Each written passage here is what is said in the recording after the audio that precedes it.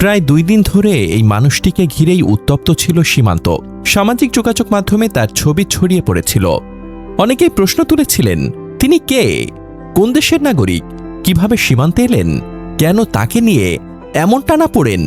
অবশেষে জানা গেল সেই বৃদ্ধার পরিচয়। তার নাম ষষ্ঠী চন্দ্র বর্মন। তিনি রাজশাহী জেলার গোদাগাড়ি থানার চান্দনাইল গ্রামের বাসিন্দা। তার পিতার নাম বাবুচন্দ্র বর্মন। পারিবারিক সূত্রে জানা যায়, প্রায় 2 মাস আগে ষষ্ঠীচন্দ্র বর্মন নিজ বাড়ি থেকে নিখোঁজ হয়ে যান। বয়স্ক এই মানুষটি মানসিকভাবে সুস্থ ছিলেন না বলে পরিবারের সদস্যরা জানিয়েছেন। দীর্ঘদিন ধরে তার খোঁজ চালিয়ে যাচ্ছিলেন পরিবারের লোকজন। হঠাৎ করে সীমান্ত এলাকায় পুশিনের ঘটনায় তার নাম উঠে আসায় পরিবারের মধ্যে স্বস্তি ফিরে আসে। দীর্ঘ 2 মাস পর নিজের ভাইকে সামনে দেখে কান্নায় ভেঙে পড়েন ষষ্ঠীচন্দ্র বর্মন। ভাইও চোখের পানি ধরে রাখতে পারেননি। 2 মাসের অনিশ্চয়তা, দুশ্চিন্তা আর অপেক্ষার পর প্রিয়জনকে ফিরে পাওয়ার সেই মুহূর্ত উপস্থিত সবাইকে আবেগ আপ্লুত করে তোলে। ষষ্ঠীচন্দ্র বর্মনের পরিবার জানিয়েছে, গোদাগাড়ি উপজেলার চন্দনাইল গ্রামের হিন্দুপাড়ার বাসিন্দা ষষ্ঠীচন্দ্র বর্মন পেশায় মৎস্যজীবী ও কৃষক ছিলেন। 2 স্ত্রীর 1 ছেলে ও 3 মেয়ের পিতা তিনি। সন্তানদের সবার বিয়ে হয়ে গেছে। মাছ ধরা আর কৃষিকাজ করেই চলছিল তার জীবন। তবে গত 2 বছর ধরে তিনি মানসিক সমস্যায় ভুগছিলেন। এক সময়ের কৃষি শ্রমিক ষষ্ঠী কোনো কাজ করতেন না। 2 বছর ধরে তিনি মানুষের বাড়িতে চেয়ে খেতেন আর বিভিন্ন এলাকায় ঘুরে বেড়াতেন। 2.5 মাস আগে তিনি নিখোঁজ হন। পরিবার আশা করেছিল ফিরে আসবেন, কিন্তু আসেননি, কোথাও খুঁজে পাওয়া যায়নি।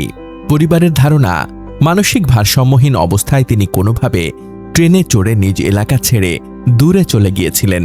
এরপর কিভাবে তিনি সীমান্ত এলাকায় পৌঁছালেন তা জানা যায়নি। গ্রামের স্থানীয় ব্যবসায়ী বাশার আলী বলেন, পরিবারটি বিভিন্ন জায়গায় খোঁজাখুঁজি করেও তার সন্ধান পায়নি। পরে সংবাদ মাধ্যম দেখে নিশ্চিত হন। ষষ্ঠীর ছোট ভাই ভবানীচন্দ্র বর্মনের ছেলে গোপালচন্দ্র বর্মন সমকালকে বলেন, 15 দিন আগে কুড়িগ্রামে একবার ছিলেন। এক সাংবাদিকের মাধ্যমে জেনে ফোন করেছিলাম।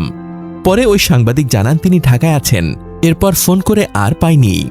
তিনি আরও বলেন, আমার বিশ্বাস ইন্ডিয়াতে যাননি, বাংলাদেশেই ছিলেন।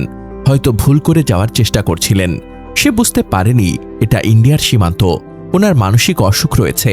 আগে ভালো কাজ করতেন, 2 বছর ধরে আর কাজ করেন না। মানুষের বাড়িতে চেয়ে চেয়ে খান। তিনি বলেন, সন্ধান পাওয়ার পর আমার বাবা ভবানীচন্দ্র আর ওনার মেয়ে জামাই গৌরব বর্মন গেছেন জামালপুরে। তারা জামালপুর থেকে ওনাকে নিয়ে রওনা দিয়েছেন, এখনো বাড়ি পৌঁছাননি। একদিকে সীমান্তে পুশিনের ঘটনাগুলো নিয়ে উদ্বেগ বাড়ছে, অন্যদিকে এই ঘটনার মধ্য দিয়ে একটি পরিবার অন্তত তাদের হারিয়ে যাওয়া সদস্যকে ফিরে পাওয়ার স্বস্তি পেয়েছে।